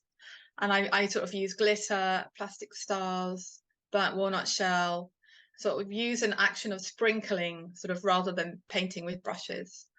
And I'm sort of aiming to question the pomposity of the monochrome, or the purity of the monochrome. So this particular work, it's called The House of the Silver Wedding, and it's one of a series of about 7. And I made them when I went to Pompeii. They were sort of made after a visit to Pompeii. I'm very much interested in impermanence, like awareness of impermanence. And as I was walking through Pompeii, obviously you're walking on streets which are like 2,000 years old, and you're just like overwhelmed by this sort of sense of time and of history and of like lives that have been lived, which obviously are people are no longer alive. And then I just had this sort of image came into my head of a museum kind of buried underground. You could say like the Museum of Modern Art, some contemporary art museum full of abstract paintings. And I sort of imagined it sort of buried underground. And I wondered what the paintings would look like if they were dug up 2,000 years into the future. So this is kind of the concept. And I've made, as I said, like about 7, probably will carry on with the series. And I want them to look like they're decaying, like the surfaces are kind of rusting, covered in stains. I'm sort of, interested in basically the sort of beauty in the destruction. So like there's some kind of decay, there's some kind of sublimeness within that decay. The process is quite meditative. It's like a controlled randomness. I sort of paint horizontally. I use a layer of modeling paste, and then I sprinkle the pigment, like as if I'm sort of sprinkling pepper or salt or something. And then I sort of work into it with pipettes, dropping water and ink and pigment. And I kind of want them to look like they've been made by the elements. But in a way, I think the glitter is very important because it's a way using this sort of low art material, sort of elevating it to high art status. This sort of irreverent use of materials is kind of, in a way, undermining this sort of pomposity of the abstract expressionists, maybe. But yeah, there's all sort of like lots of layers, and there's like a history, an archaeology of marks underneath the final layer. I'm interested in like how the different pigments attract and repel each other, different colors have different effects. And also the final thing is I was really interested in the saying that painting is dead. People have been saying that throughout my career as a painter. And so I'm sort of playing on this idea, painting is dead, in brackets, and buried, the idea of sort of digging up a painting and then putting it on the wall. Throughout the course, I've also got into the idea of entropy and, the sort of invisible forces of decay, which are present in us and in painting. And I sort of question the idea that a painting should last forever. I'm interested very much in the painting changing as it ages. Hope I haven't said too much. No, I love that. That's just absolutely amazingly well summarized. There's so much going on there, and just really well put. Thank you. It's great. Thank you. Quite interested in that you've got the reference to Pompeii in the other painting. Are there any geographical references in this? Does that always run through the work? Well, this particular series is all about Pompeii. Yeah. Oh, yeah. The titles are actually taken from the actual villas in Pompeii. So this one is entitled The House of the Golden Bracelet, and the other one was called The House of the Silver Wedding. So what was really fascinating about Pompeii, I don't know if you've been, but the villas have got these incredibly poetic titles. So this is The House of the Golden Bracelet, and so the colors of the frescoes inside the villa kind of inspired me to use these colors in the painting. And they just evoke, they just evoke so much. There's in the series, there's paintings which are called The House of the Nereid on horseback. And there's about like, I don't know, maybe like 400 villas in Pompeii, all with incredibly weird titles. The other thing I was going to mention is that I was making work specifically for a show called Relics of Futures Past, and I was thinking about the final image of the scene in the film of Planet of the Apes, the original film with Charlton Heston, where the Statue of Liberty is like buried up to its chest in sand. I saw that at a very young age, and it really had a massive impact. It made me really aware of impermanence for the first time. So I've sort of been fascinated with that for quite a long time, and the show was based on that image. And then I went to Pompeii, and it sort of all came together, really. Great. Fantastic. Yeah, really interesting. I'd love to see these go absolutely huge. Yes, that's future plans. Really, really, yeah. I mean, it's been great to do the course because I've been able to put my work in context. I've made some new work which we didn't put in the show, but I will be carrying on with the series, and then yeah, getting big would be great. because I like that immersive sort of feeling as well. But also, yeah, the kind of work that you need to see in the flesh. But I think it looks quite good digitally. I'm quite impressed. Great. Well, thank you very much, Marie. Thank you. I'm going to call you now. Sinead. Been to whiz in there so quickly. Do we have Sinead with us? I'm here. Hey, how are you? Good, good. Good. Thanks for having me and for including me, and thank you to everybody for showing up and being so patient.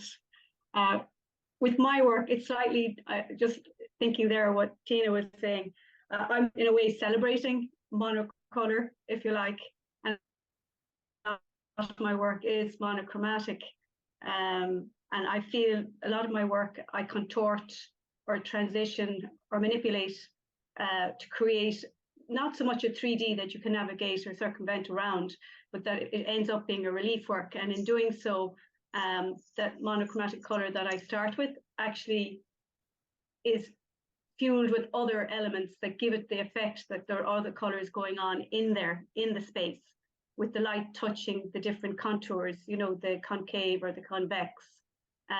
So I suppose my whole approach to art really started, my creative journey started when I was studying and working as an architectural technician, and then completed the BA in fine art painting. And it was both of those really nurtured my love of materials and minimalism. And in this, you can see that I suppose shapes and colors have well, for me, they have an inherent beauty that captivates me and then propels me to sort of celebrate them in the form of simplicity and reductiveness. So I introduce and I work and I weave and intertwine elements such as line, form, shape, surface, materials, and colors. And so they're the kind of the multifaceted elements that form part of the work that I do. Even, you know, to look at it, it kind of just seems like a simple, I suppose seeing it in reality, you get more of a sense of the 3D element from it and how it actually situates itself within a space. Because when it's situated within the space, it alters with the space depending on the lighting and the location of it. You're not only just looking frontally at the image, but you're also kind of looking at the side and the shadows that are creating from it. I suppose a lot of my work, I do just tend to explore materials. Materials are something that are very important in my work. And this piece here is on artist paper that has been manipulated by the use of corrugated plastic. So it's a process that takes a little bit of time. And in this piece, it starts off, I suppose, with a little bit of a meditative process in the making, in the sense that I start with the circle. I decide what the circle diameter is going to be. I mask the circle out, and then I prime it, and then I paint it. And in this instance, then there's a number of layers built up, and then it was spray painted to the finish. So it takes something that looks fairly basic, takes a lot of meditative activities and processes. And I think that's, for me, the beauty of creating something that looks so simple that, you know, only I know the process that's involved in the making of it. And I kind of get this real sense of satisfaction in the end, because I suppose a lot of my work, symbols permeate it. And for example, the circle. The circle is a universal symbol and it denotes universality, unity. But in my work, I suppose that can be the case, but I remain mute on what the intention of the work is. And symbols for me in the work, I suppose, hint at a kinship and invite viewers, I suppose, really to interpret the work freely for themselves. And in that instance, I suppose it offers the viewer an opportunity to escape the complexities of modern life. And I suppose in a way, I suppose that's the ultimate intention for me. But for me, my creative process is all about materials. It's the joy of actually physically engaging with materials. As I say, this one is artist paper. But other materials that are very dominant in the work are flexi plywood, wood veneer sheets, artist paper as this, wood panels, anything. I kind of like to look for materials that have a certain malleability to them, and that I can contort them and reform them and reshape them and bring them sort of to life. So I'm playing with the shapes, I want the liveliness to be the end product of the work. I want the viewer to look at the shadows, the shapes, and sort of figure out what are they, how were they formed, you know, just walk and navigate the piece, and let those elements resonate, hopefully, with you in some capacity, you know.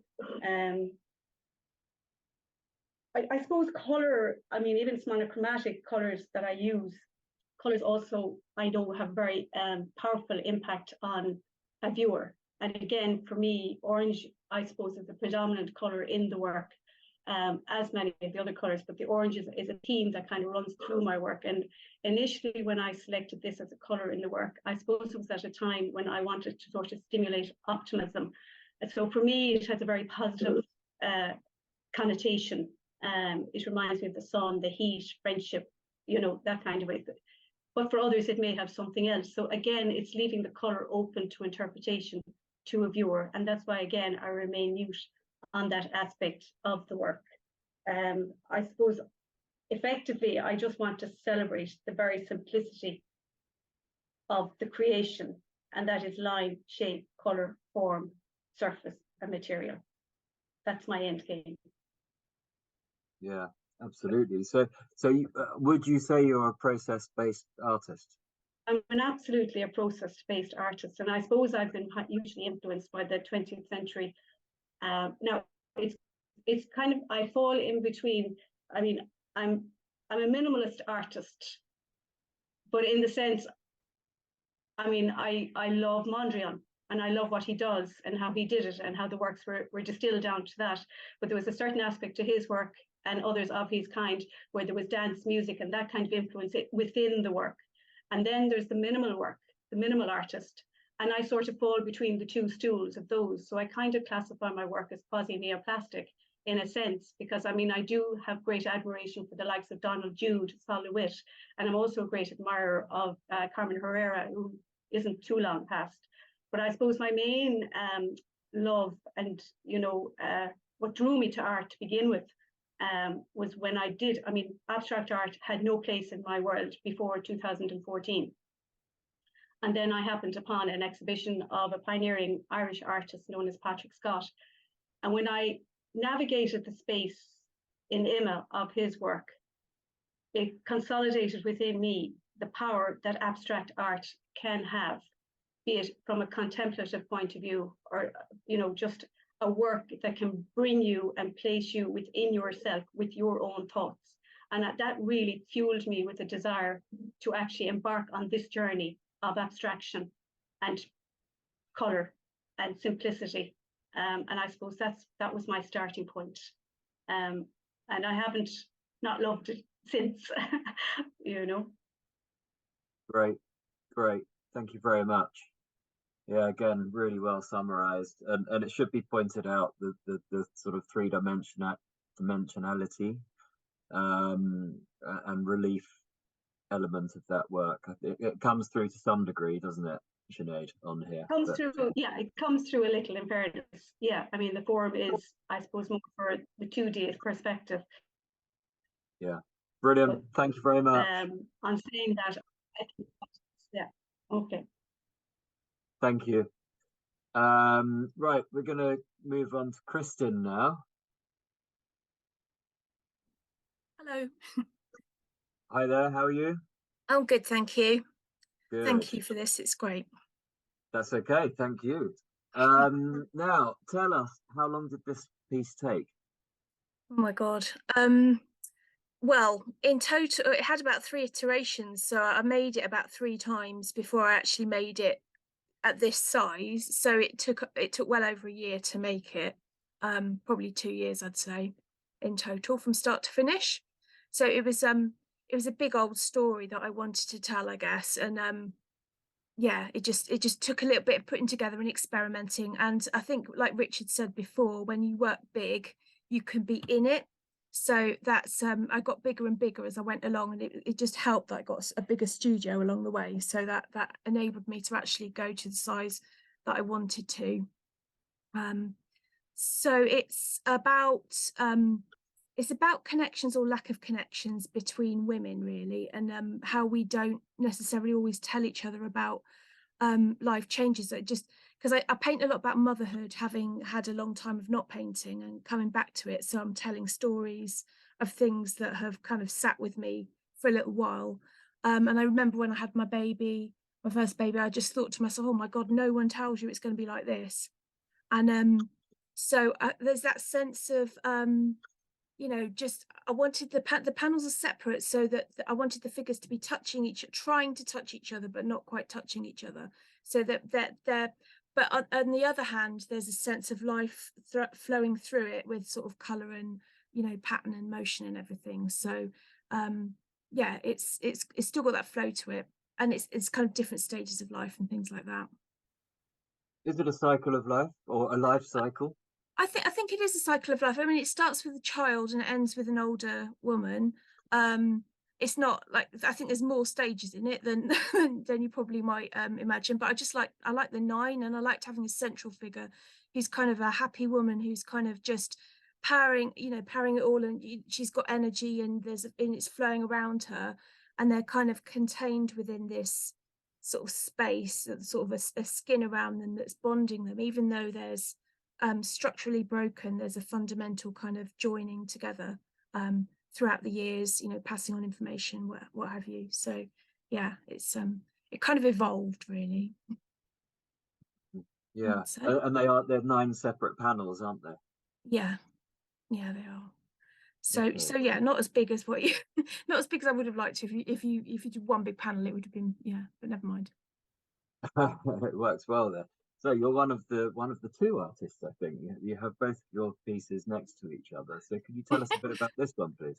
Yeah, this one's a bit different. So I think I was brought up Catholic, and religion, obviously, I think when you're brought up Catholic, obviously religious imagery is quite big within your psyche and your bank of images that you draw on. So I kind of wanted, sometimes I go back to it, sometimes I do something completely different, but this is about when this is about my son's going to university, basically, in a quite dramatic way, because, you know, you sort of, you nurture, it's called Don't Kid Yourself, They Belong to You, because you know, you sort of nurture them, and you do this whole kind of, I've got those references to Mary being this good mother and everything,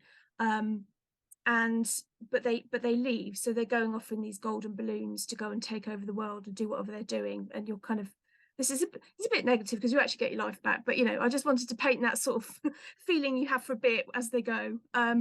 Yeah, so it's kind of like a bit of the sense of loss that you feel as they go off, and your identity kind of changes.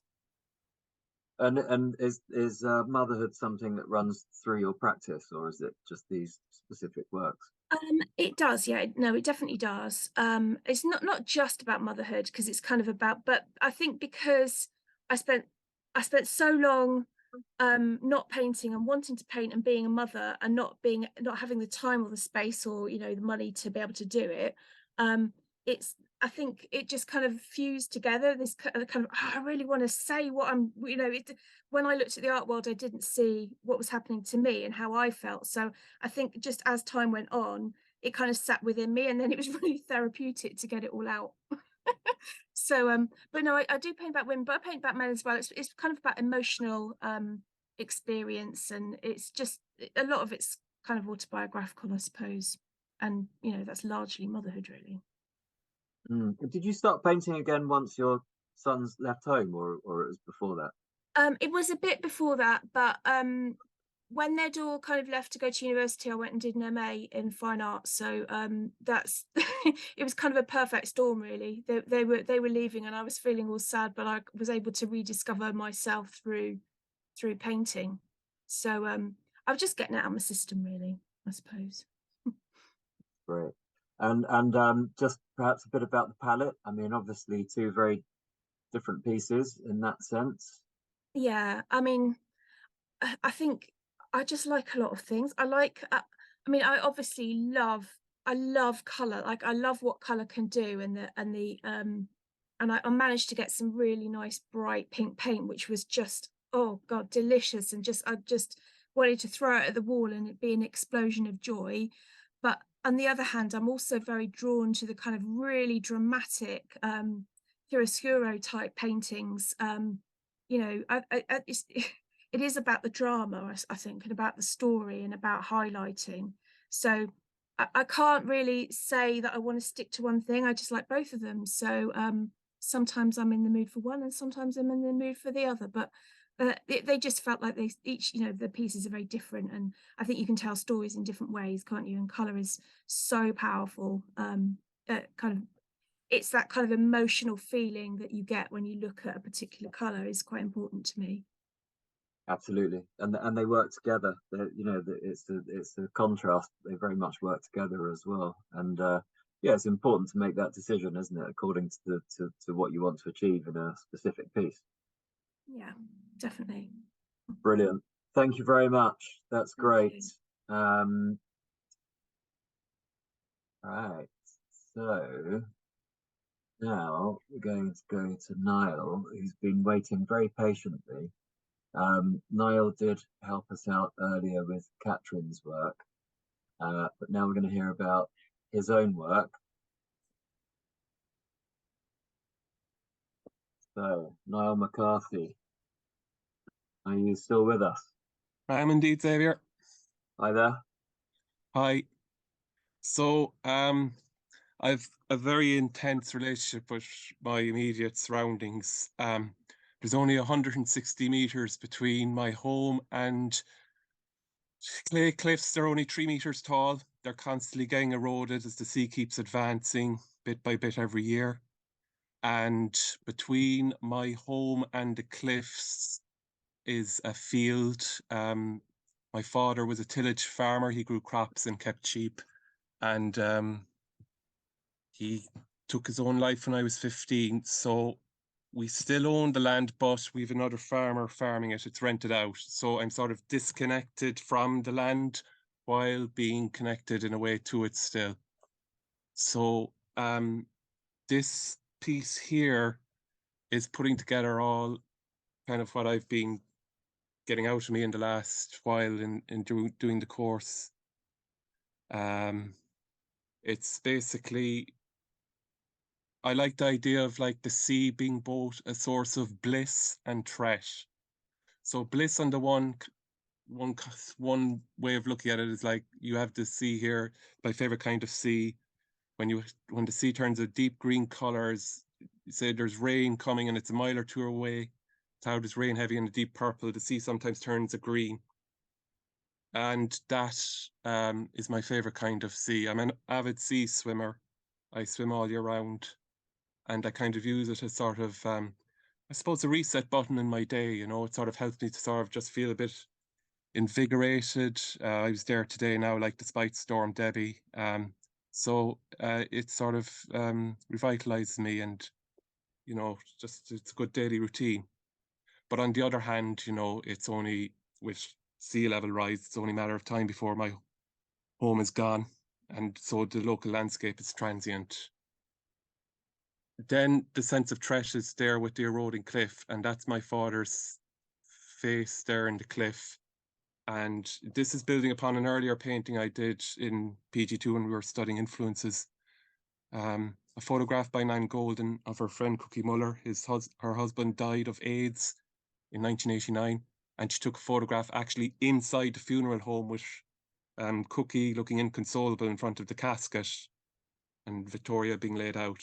And Cookie herself was to die only a few months later from AIDS as well. So that gave me the courage then to use a photograph that was taken just about 2 days after my father died in the actual funeral home as well. And so you're welding together that idea of bereavement and loss. And another way, an interesting interpretation was my sister's a cancer researcher, and the lumps of clay coming down off his face into the sea were like lymph nodes. They remind her of lymph nodes. And so the lymph nodes are involved in the immune system as defense. And you have that aspect of it too. And I was once an archaeologist as well in former life. So I was doing that for a few years. So I've another way of, sort of like working with the earth, working with the ground.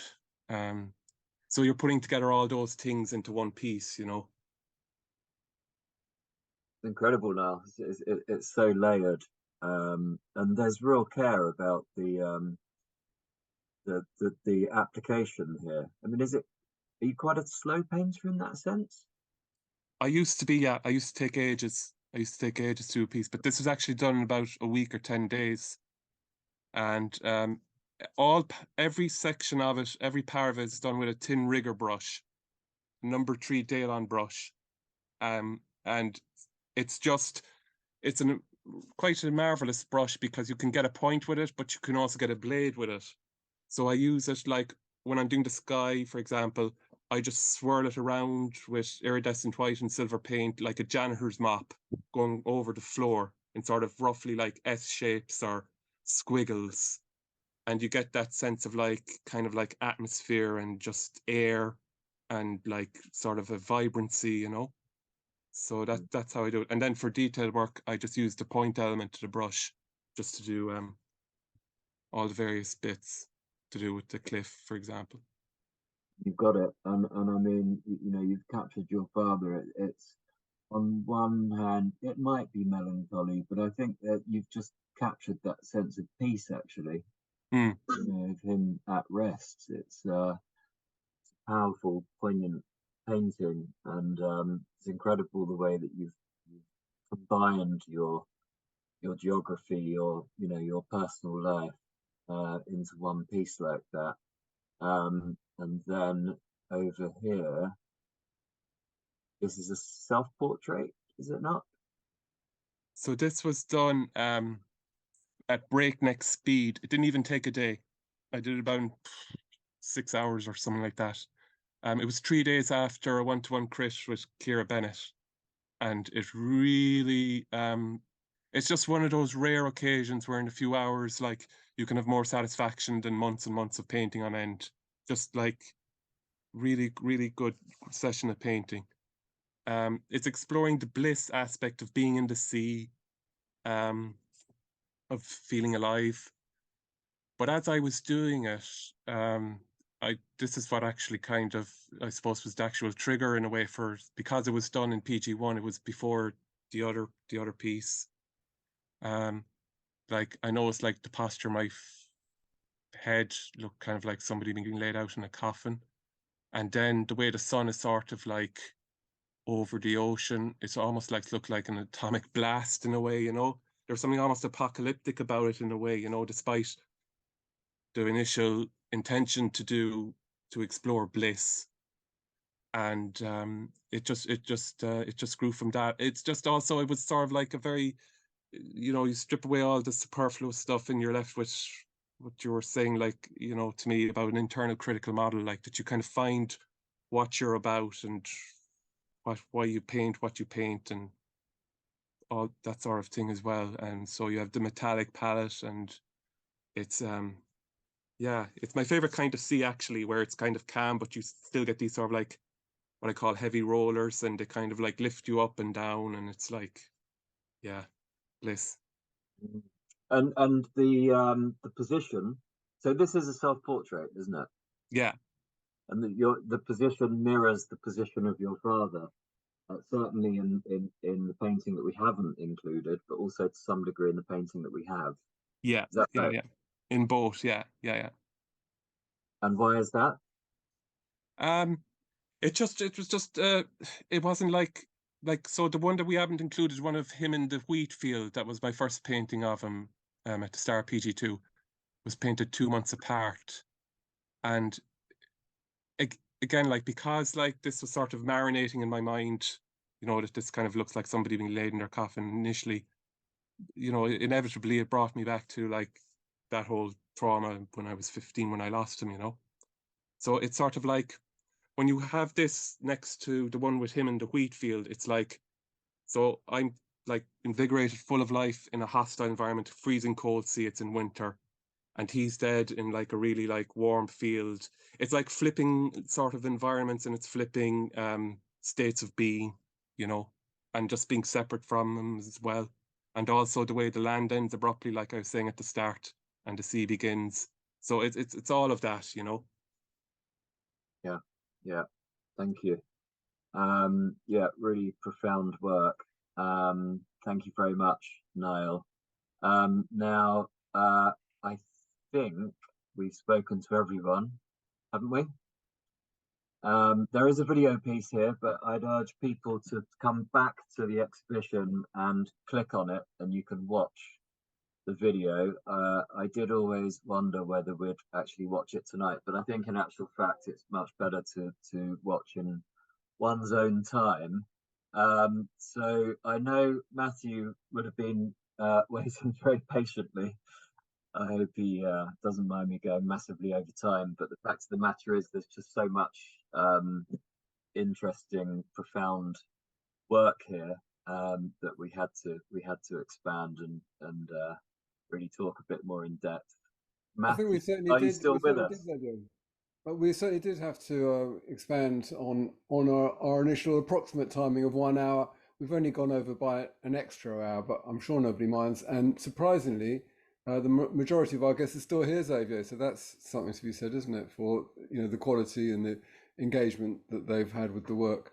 So I think everybody probably wants to get off to, well, maybe they don't. Maybe you don't want to go and eat and be with your family, but I think we'd like to open the floor up, and if there are any questions or comments, or if anybody would like to ask one of the artists or Zavier a question, now's the time. So if you would do that little hand thing in, or just sort of shout, whichever you prefer, really. So let's see, is there anybody here who would like to ask a question? I'm delighted to see that we have some of the faculty from PG3 in on the call as well. Kirsty Ogg and Tavish was here. Who would like to ask a question or make a comment? Okay, maybe we're all ready. Bertie, you're smiling. Unmute and say something interesting, Bertie. Hey, Kirsty. Kirsty's waving as well. I don't know. Oh, Kirsty's waving. Is Kirsty waving? Unmute, Kirsty. She has a question. Okay. No, I didn't have a question. I was just waving, saying hello to everybody and well done. The show's amazing. You all spoke amazingly, really brilliantly about the work. It looks fabulous. Should be very proud. Thank you, Kirsty. Thank you. Bertie, but you're waving at us, Bertie. I am now. I just want to say congratulations to everyone. I've done up to PG2 all through JC, advising me and telling me to do the course. It's absolutely brilliant. So if anyone hasn't done it, sign up and join on. JC, I know you've got a book coming out. One's on the way, but can you just tell me a little bit about what's inside? The book's out, isn't it? Yes, the book's out. Thank you. It's not related to this work. It's a previous project. It's a work that I did with young people who live at risk of social exclusion in Northeast London. And it's the work that we did with them. I photographed them with an 83-year-old camera manufacturer in Walthamstow, and then had all the participants write on the images their experience of working in the project. So it's a story about young support to young people, and also the industrial heritage of London. Well, congratulations on your book, JC, and feel free to put a link in the chat so people can go and have a look. Thank you so much. Karen Crompton, what would you like to say? Hello, everyone. I just wanted to say amazing. It was just fantastic to hear the journey that everyone's been on through this process, and how articulately and passionately everyone's been speaking about their work. So interesting to listen to the levels at which people are sort of expressing their experience and what they're wanting to connect to. So inspiring.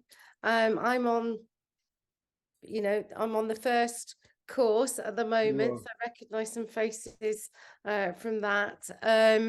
And yeah, fabulous. Can't wait to do the next one, but I need to get through the first one first, of course. So thank you so much. Fabulous evening. Congratulations. Thank you, Karen. Thanks. And there's loads of amazing comments as well.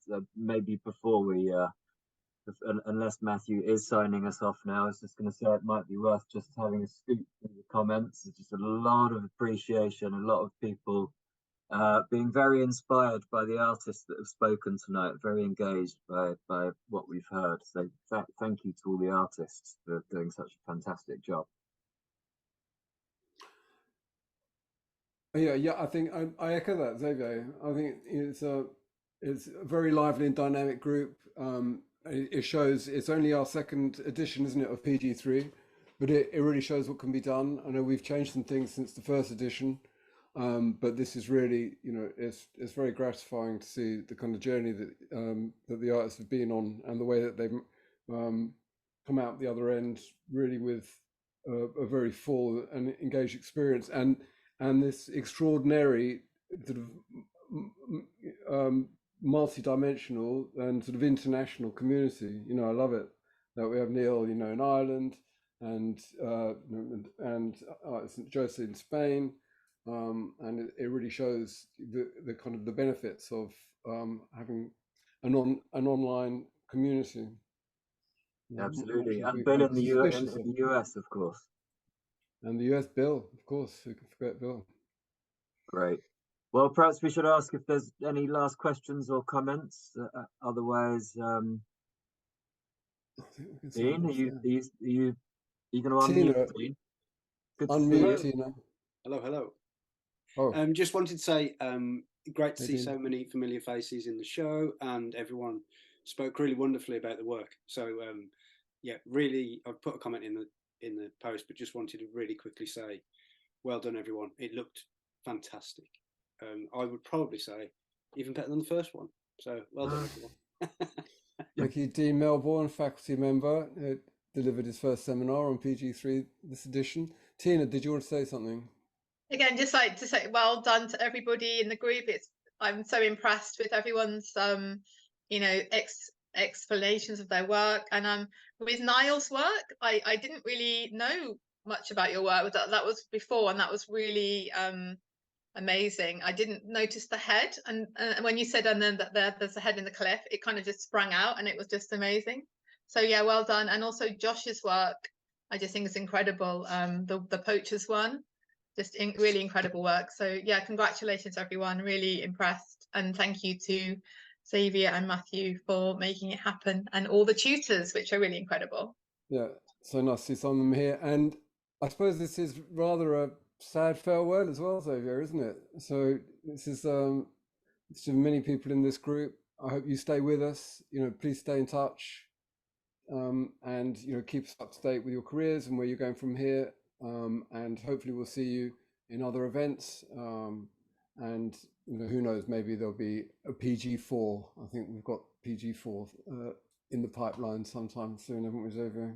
I think there will, Matthew. And as one of my aunties used to say to me, it's cheerio, not goodbye. It's cheerio, Zavier, not goodbye, because there will be a PG4, and we're going to tempt you with something great. It's only half written, but next year we'll have it ready for you.